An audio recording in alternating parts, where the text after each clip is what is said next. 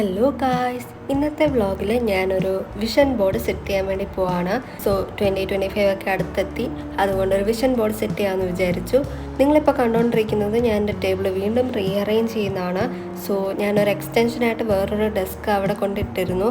അതുകൊണ്ട് എനിക്ക് അതിലോട്ട് ബുക്സ് വെച്ച് കഴിയുമ്പോൾ എനിക്ക് കുറച്ചുകൂടി സ്പേസ് കിട്ടി.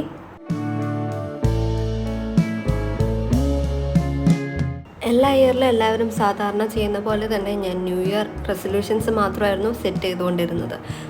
ഈ പ്രാവശ്യം ഒരു വിഷൻ ബോർഡും കൂടി സെറ്റ് ചെയ്യാം എന്നൊരു തോട്ട് വന്നു.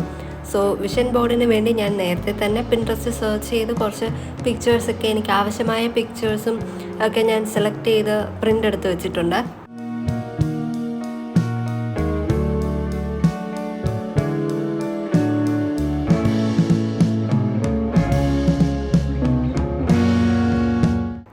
ഇതാണ് പിക്ചേഴ്സും റൈറ്റിങ്സും ഒക്കെ.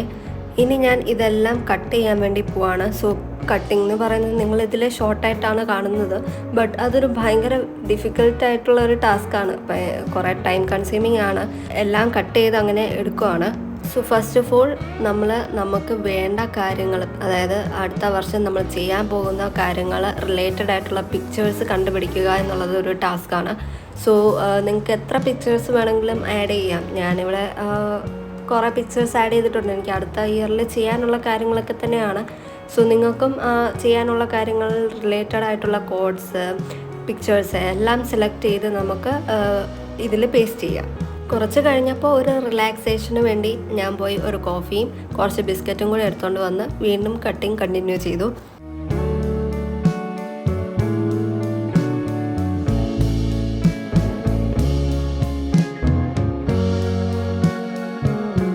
ഈ വിഷൻ ബോർഡ് ഞാൻ സെറ്റ് ചെയ്യാൻ പോകുന്നത് ഒരു ചാർട്ട് പേപ്പറിലാണ്. എനിക്കത് ഫ്രെയിമൊക്കെ ചെയ്ത് ഒരു ബോർഡ് പോലെ ആക്കണമെന്നുണ്ടായിരുന്നു, ബട്ട് ചാർട്ട് പേപ്പർ മാത്രം മതി, സ്റ്റിക്കാകും എന്നുള്ളത് കൊണ്ട് ഞാൻ ഫ്രെയിമൊന്നും സെറ്റ് ചെയ്തിട്ടില്ല. പിക്ചേഴ്സ് എല്ലാം കട്ട് ചെയ്തെടുത്തു. നിങ്ങൾക്ക് ചാർട്ട് പേപ്പറിലോ ബോണ്ട് പേപ്പറിലോ A4 ഷീറ്റിലോ അല്ലെങ്കിൽ ജേർണലിലോ ഒക്കെ ചെയ്യാവുന്ന കാര്യമാണ്. ഞാനിവിടെ വലിയൊരു ചാർട്ട് പേപ്പറിലാണ് ഇത് സ്റ്റിക്ക് ചെയ്യാൻ പോകുന്നത്.